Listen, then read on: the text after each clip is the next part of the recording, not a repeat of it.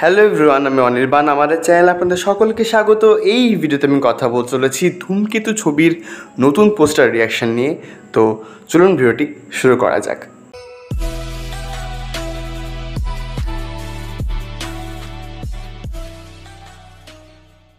তো প্রথমেই বলবো যে ধূমকেতু ছবির কথা আপনারা সকলে জানেন যে 2016 সাল নাগাদ এটার অ্যানাউন্সমেন্ট হয়েছিল। এটি ডিরেক্ট করার কথা ছিল কৌশিক গাঙ্গুলির।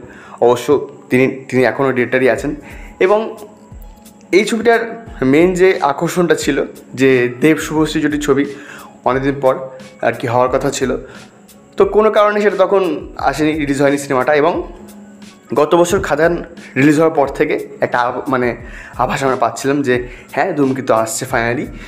তো গতকালকে এই ছবির একটা পোস্টার ড্রপ করা হয়েছে এবং আমার একটু দেরি হয়ে গেল পোস্টারটা দেখতে।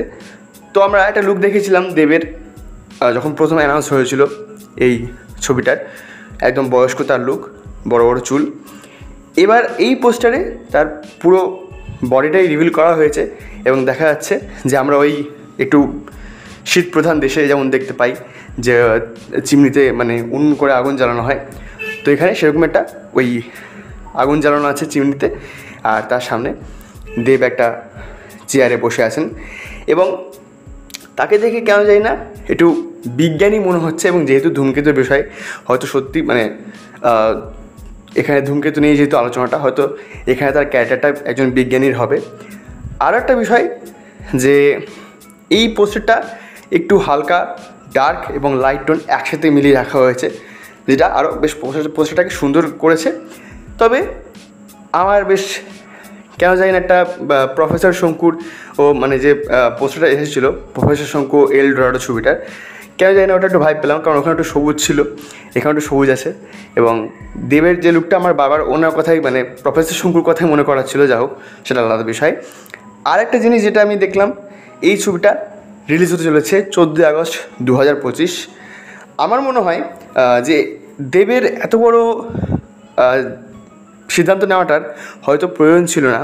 আমরা সবাই জানি যে 14 আগস্ট কিন্তু দুটো বড় ছবি রিলিজ হচ্ছে, একটা ওয়ার 2 এবং কুলি রজনীকান্তের। তো এই দুটো ছবির সামনে আমার এরকম একটা ছবি, হ্যাঁ জানি যে এটার মানে অনেক চাহিদা আছে, অনেক মানুষ অপেক্ষা করছেন এই ছবিটার জন্য, কিন্তু তারপরে আমার যা মনে হয় যে মানে কোনো হল মালিকরা কিন্তু এই ওয়ার 2 আর কুলির জায়গায় ধূমকেতু নিতে হয়তো নাও রাজি হতে পারেন। কিন্তু যেহেতু কমার্শিয়াল ছবির একটা মার্কেট রয়েছে, সেখানে এই ছবি জায়গা করে নিতে পারবে কি না। আবার দেবকে হয়তো দেখা যেতে পারে যে তিনি হয়তো আবার নেমে পড়েছেন হলের মানে হল আদায় করার জন্য, সেরকমও হতে পারে। কিন্তু এটা একটা বিরাট বড় রিস্ক তিনি নিচ্ছেন এবং এটা এক প্রকার মানে আমি একদিক থেকে এটাকে অ্যাপ্রিসিয়েটও করবো, কারণ যদি আমরা লড়াই না করি তাহলে হয়তো দাঁড়ানো খুব মুশকিল। কিন্তু এটা চিন্তারও বিষয় যে ছবিটা আদৌ ওয়ার 2 এবং কুলির সামনে দাঁড়াতে পারবে কি না। বাট দেখা যাক, আরও অনেক আপডেট আসা বাকি, তারপরে আমরা বুঝতে পারবো যে এই ছবিটা নিয়ে মানুষ আদতে কতটা এক্সাইটেড হয়ে রয়েছে।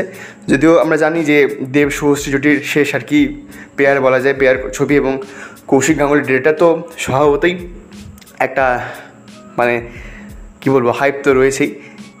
তারপরেও আমি বলবো যে যেহেতু এর সামনে দুটো বড় কমার্শিয়াল মুভি আছে, তাই চাপ একটু থাকতে পারে। দেখা যাক এই ছবিটার টিজার ট্রেলার কেমন হয়। তো এই ছিল আমার রিয়াকশন। ভিডিওটি ভালো লাগলে লাইক করুন, কমেন্ট করুন, আমাদের চ্যানেলটি অবশ্যই সাবস্ক্রাইব করুন। ধন্যবাদ।